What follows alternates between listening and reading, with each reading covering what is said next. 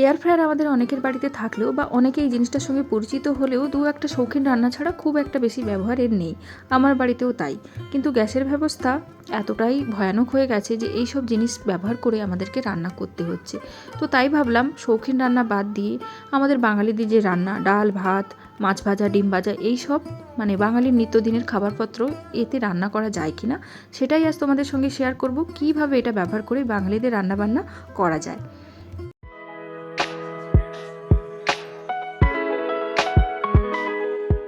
এই হলো আমার এয়ার ফ্রায়ার। এটা আমি বছরখানেক আগে কিনেছিলাম। দাম মোটামুটি 3000-এর মধ্যেই ছিল। তো আমি আজকে এয়ার ফ্রায়ারটা ব্যালকনির মধ্যে দেখাচ্ছি, তাই জন্য একটু আধটু কিছু মানে ভিডিওর কোয়ালিটি খারাপ হলে কিছু মনে করো না। তো ভেতরের এই জায়গাটাতেই কিন্তু রান্নাবান্না হয়। এর ভেতরে একটা ফ্যান আছে যেটা কিনা তোমার মানে হট এয়ারকে সার্কুলেট করে, সেই হট এয়ারেই রান্নাটা হয়। এখন তো এটা প্লাগে লাগানো নেই। প্লাগে লাগালে ওপরে এরকম একটা প্যানেল আসবে যেখান থেকে টেম্পারেচার আর টাইমিং সেট করতে হবে। অনেক তোমার এয়ার ফ্রায়ারে ঠিক এই জায়গাটা যে পিগন লেখা আছে ওইখানে কিন্তু একটা নবের মতো থাকে, যেটাকে ঘুরিয়ে ঘুরিয়ে টেম্পারেচার আর টাইমার সেট করতে হয়। এবার আসি এই এয়ার ফ্রায়ারে কী ধরনের বাসন তোমরা ব্যবহার করতে পারবে।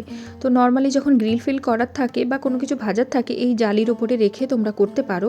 তবে হয় কি, খুব নোংরা হয়ে যায়, বারবার ধুতে হয়, সেই জন্য অনেক রকম মার্কেটে বাসন পাওয়া যায়। তার মধ্যে সবথেকে যেটা হয় সেটা হচ্ছে তোমার সিলিকনের মোল্ড। তো সিলিকন লাইনার বলে অ্যামাজন বা যেখান থেকে সার্চ করবে অনলাইনে পেয়ে যাবে। আমি এটা ব্লিঙ্কিট থেকে কিনেছি। এটা 259 রুপিস নিয়েছে দুটোতে। এরকমই সেম দেখতে একটা পার্চমেন্ট পেপার পাওয়া যায়, পেপার দিয়ে তৈরি, যেটাকে তোমরা একবার ব্যবহার করতে পারো, তারপর ফেলে দিতে হবে। আর যদি এই দুটোর কোনোটাই না কিনতে চাও তাহলে তোমরা বাটার পেপার বা অ্যালুমিনিয়াম ফয়েল দিয়ে কাজ চালানোর মতো করতে পারো। এটা হচ্ছে ব্যাপার। আর যদি বাসন ব্যবহার করতে চাও তাহলে মাইক্রো ওভেন প্রুফ মানে মাইক্রো ওভেনে চলে এরকম যে কোনো বাসন দিয়ে কিন্তু তোমরা করতে পারো। তাছাড়া অন্য কোনো বাসন না ব্যবহার করাই ভালো।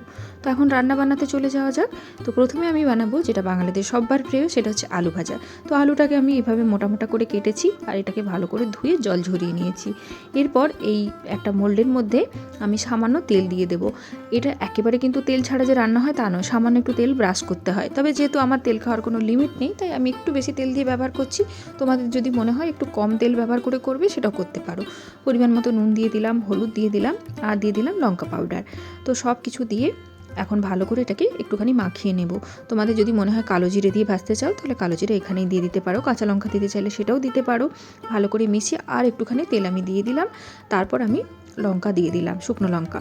এখন এটা এর মধ্যে রেখে এটাকে ভেতর দিকে ভরে দেবো। যখন এটা একদম সুন্দরভাবে সেট হয়ে যাবে তখন একটা আওয়াজ আসবে। আওয়াজ এসে পাওয়ারটা দেওয়ার সঙ্গে সঙ্গেই তো তুমি দেখবে উপরে একটা এরকম পাওয়ার চলে আসছে। পাওয়ারটা সেট করে দেবো। এটা অটোমেটিক্যালি 185 ডিগ্রি থাকে। তো এইভাবে মাইনাসে গিয়ে তুমি টেম্পারেচারটা কমাবে আর এদিকে টাইমটা তুমি এইভাবে তোমাকে প্লাস মাইনাস করে সেট করতে হবে। তো আমি এটা 15 মিনিটের জন্য সেট করলাম। আবার পাওয়ার বাটনটা অন করলে এইভাবে ফ্যান একটা ঘুরতে থাকবে। যখন 6-7 মিনিটের কাছাকাছি বাকি থাকবে তখন একবার এটাকে খুলে আলুগুলোকে ভালো করে একবার নাড়িয়ে চাড়িয়ে দেবো। যা কিছু রান্না করো মোটামুটিভাবে সবের ক্ষেত্রে এই জিনিসটা তোমায় করতে হবে। লঙ্কাটা ভাজা হয়ে গেছে, ওটা তুলে নিলাম, আলুগুলোকে ভালো করে নাড়িয়ে চাড়িয়ে দিলাম, দিয়ে আবারও এটাকে ভেতরে ভরে দেবো। ভালো করে সেট করলে তবে কিন্তু এটার পাওয়ার অন হবে। তো এখন এটা পাওয়ার অন করার পর আর কিন্তু সেট করতে হবে না, মানে যেখানে এটা ছিল সেখান থেকে এটা চলতে শুরু করবে। আর যখন রান্না হয়ে যাবে ওপরে এরকম অফ লেখা দেখাবে এবং একটা সাউন্ডও হবে। তো আলুটা ভাজা হয়ে গেছে, তো দেখতেই পাচ্ছ আলুটা কীরকম ভাজা হয়ে গেছে। আমি এটা সেট করেছিলাম 165 ডিগ্রি টেম্পারেচারে 15 মিনিটের মতো। তোমরা যদি আরও ক্রিস্পি করতে চাও তাহলে টেম্পারেচারটা বাড়িয়ে দিও এবং টাইমারটা আর একটু বাড়িয়ে দিও। অন্তত লাস্টে 2-3 মিনিট তোমরা হচ্ছে 185 ডিগ্রিতে আরও 2-3 মিনিট এটাকে কুক করে নিও, তাহলে কিন্তু খুব সুন্দর ক্রিস্পি হয়ে যাবে। তো আলু তো ভাজা হয়ে গেল, এখন ডিমের পালা। তো ডিমগুলো আমি একটা বোলের মধ্যে 2টো ডিম নিলাম।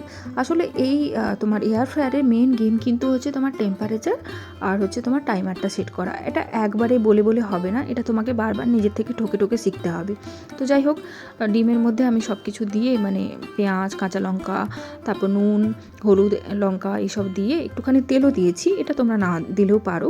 তো এখন সিলিকন মোলটাকে আমি এয়ার ফ্রায়ারের মধ্যে সেট করে দিলাম। এর মধ্যে সামান্য একটুখানি তেল দিয়ে দেবো, তেলটা তোমরা নিজেদের প্রয়োজন বুঝিয়ে দিও।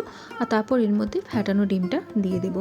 দিয়ে হচ্ছে আমি এয়ার ফ্রায়ারটাকে সেট করব। টেম্পারেচার রেখেছি আমি 180 ডিগ্রি আর সময় দিয়েছি 10 মিনিট। এটাকে আর মাঝখানে উল্টানো পাল্টানোর কোনো ব্যাপার নেই, এটা একবারেই কিন্তু হয়ে যাবে। 10 মিনিট পরে যখন এয়ার ফ্রায়ারটা বন্ধ হয়ে যাবে তখন এটাকে খুলে নেব। আর এটা কিন্তু খুব গরম থাকে, অবশ্যই হাত ফাত পুড়িয়ে ফেলো না, সাবধানে কাজ করো।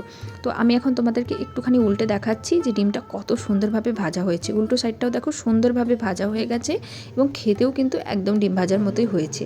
এখন আমাদের চিরপরিচিত জিনিস মাছ। তো মাছ ভাজা করব। মাছ আমি এখানে ছোট মাছ নিয়েছি, তোমরা বড় মাছ নিতে পারো। যদি মাছের পিস খুব বড় বড় হয়, মানে গোটা গোটা মাছ হয়, সেক্ষেত্রে মাছের গায়ে না একটুখানি স্লিট করে নিও ছুরি দিয়ে। তো এর মধ্যে প্রয়োজনে যা কিছু মশলা আছে সব কিছু দিয়ে দেবো। এখানেই আমি একটুখানি তেল হচ্ছে এর মধ্যে লাগিয়ে নিলাম। মাছটাকে ভালো করে সব কিছুর সঙ্গে ম্যারিনেট করে নেব। হাতে সময় থাকলে 10 মিনিট রেখে দিব, না থাকলে কোনো ব্যাপার নয়। এখন এটাকে মোল্ডের মধ্যে আমি একটা একটা করে সাজিয়ে দেবো। একটু দূরে দূরে রেখো, যাতে করে সমস্ত মাছগুলোতে খুব সুন্দরভাবে হট এয়ারটা লাগতে পারে। আলাদা করে তেল দেবো না, ওই যে মশলা ম্যারিনেট করেছিলাম ওই তেলটাকে এর মধ্যে দিয়ে দেবো।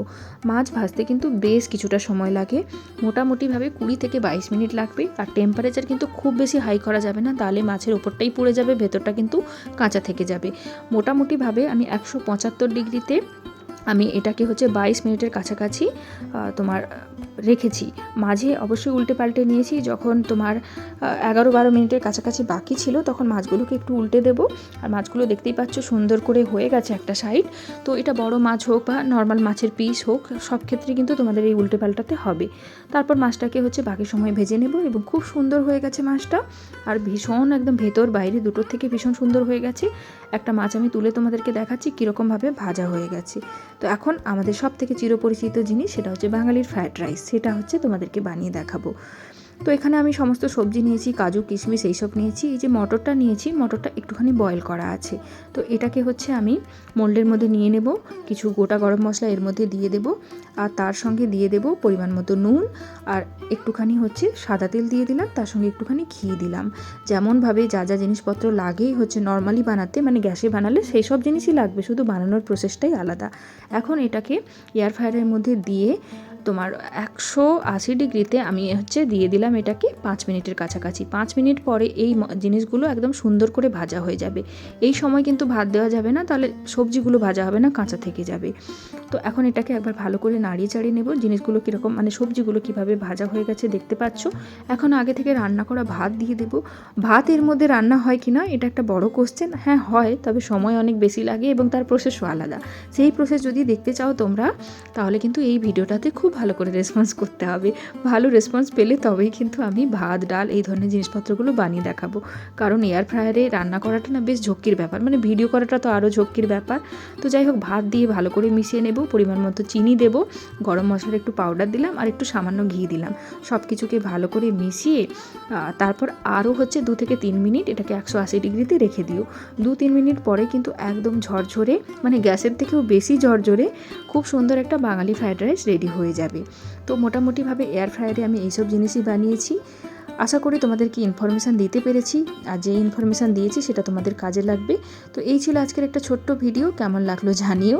যদি এয়ার ফ্রায়ার রিলেটেড বা এয়ার ফ্রায়ারের আরও কোনো রেসিপি দেখতে চাও, তাহলে অবশ্যই কিন্তু সেটাও কমেন্ট করে জানিও। আমি অবশ্যই চেষ্টা করব তোমাদের জন্য এয়ার ফ্রায়ারের নতুন নতুন রেসিপি নিয়ে আসতে। তাহলে আজকের মতো টাটা, সবাই ভালো থেকো। নতুন ভিডিও নিয়ে খুব তাড়াতাড়ি দেখা হয়ে যাবে। বাই।